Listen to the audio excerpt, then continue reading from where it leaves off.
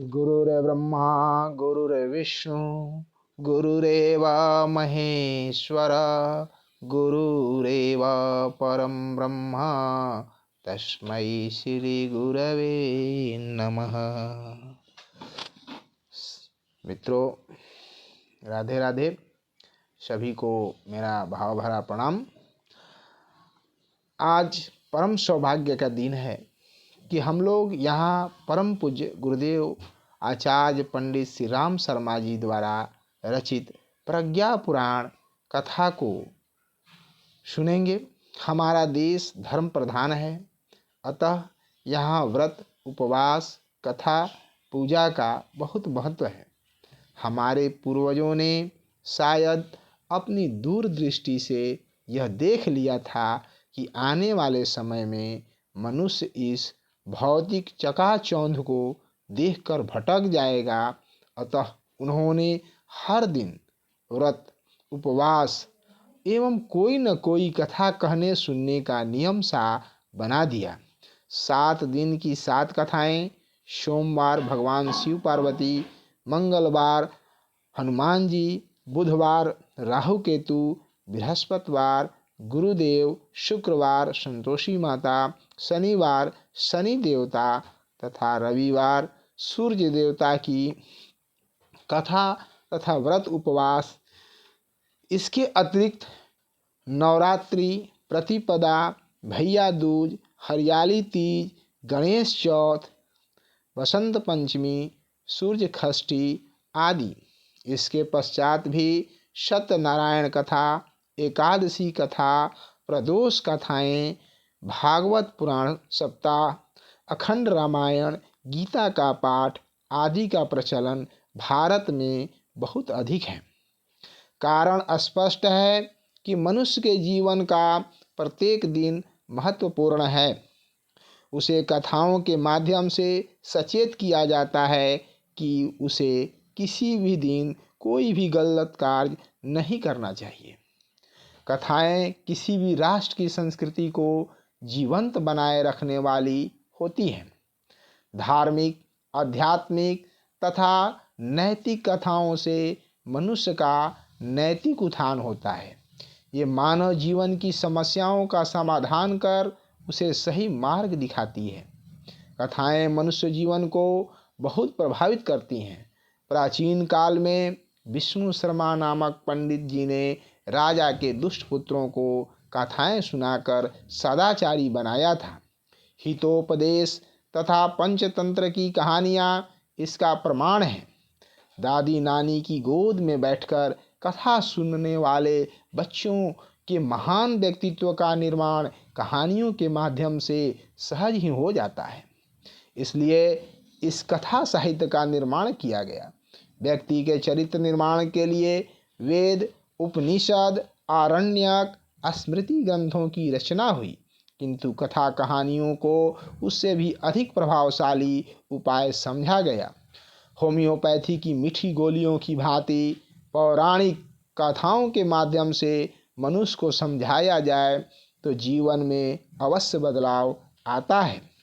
इसी के लिए व्यास जी ने 18 पुराणों की रचना की, जिनमें भगवान के अवतारों की कथाओं के माध्यम से मनुष्य को सत्कर्म करने की प्रेरणा दी गई। यहाँ प्रश्न उठता है कि जब 18 पुराण, इतना अनंत कथा साहित्य मौजूद है, तो फिर प्रज्ञा पुराण की आवश्यकता क्या थी? इस विषय में कहा जा सकता है कि रोग के अनुसार ही रोगी का उपचार करना पड़ता है।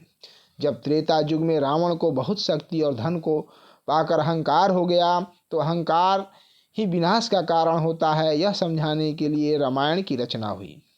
महाभारत काल में मोहग्रस्त धृतराष्ट्र के मोह को दूर करने के लिए महाभारत तथा अर्जुन के मोह को दूर करने के लिए गीता लिखी गई। इसी प्रकार आज के इस अनास्था संकट, आज आस्था का संकट है। लोगों को ईश्वरीय शक्ति, ईश्वरीय न्याय, ईश्वरीय चिंतन में विश्वास ही नहीं है। लोग नास्तिक होते जा रहे हैं। तो इस अनास्था को आस्था में कैसे बदला जाए? इसके लिए जब मनुष्य भौतिकवादी बनकर दुर्बुद्धिग्रस्त हो गया, तो आचार्य पंडित श्री राम शर्मा जी ने प्रज्ञा पुराण की रचना की, जो व्यक्ति के विचारों एवं दृष्टिकोणों को बदलने के उद्देश्य से लिखा गया है। पंडित श्री राम शर्मा आचार्य जी ने वैसे तो हजारों ग्रंथों की रचना की है, परंतु पौराणिक कथाओं की शैली में इसी ग्रंथ को लिखा है। इसकी विशेषता यह है कि इसमें देवी देवताओं की, राजे महाराजाओं की तथा सिद्ध साधकों की चमत्कारिक घटनाओं के स्थान पर साधारण मानव की ऐतिहासिक घटनाओं को कथा रूप में दिया गया है, जिससे मनुष्य यह समझ ले कि सद्बुद्धि के द्वारा साधारण मनुष्य कितना महान बन सकता है। सत्यवादी हरिचंद की कथा को सुनकर मोहनदास करमचंद गांधी विश्वबंद बापू बन गए। साधारण घर में जन्म लेने वाले लाल बहादुर शास्त्री अपनी मेहनत और ईमानदारी का संकल्प शक्ति के कारण देश के प्रधानमंत्री बने तथा अब्राहम लिंकन, जो रात को सड़क किनारे जलती हुई रोशनी में पढ़ते थे, वे अमेरिका के प्रेसिडेंट बने। अतः सद्बुद्धि को जागृत करने वाले, नवीन संदेश देने वाले इस पावन ग्रंथ की कथा को आइए हम सभी सुने। यह प्रज्ञा पुराण पूज्य गुरु जी को प्यारा है। यह प्रज्ञा पुराण इसकी जगमग ज्योति से तो सारा जग उजियारा है। इसकी जगमग ज्योति से तो सारा जग उजियारा है। यह प्रज्ञा पुराण पूज्य गुरु जी को प्यारा है। यह प्रज्ञा पुराण कौन बड़ा है कौन है छोटा, ऊंच नीच क्या होता है। कर्म भूमि में वैसे काटे जैसा जो कोई बोता है, जैसा जो कोई बोता है।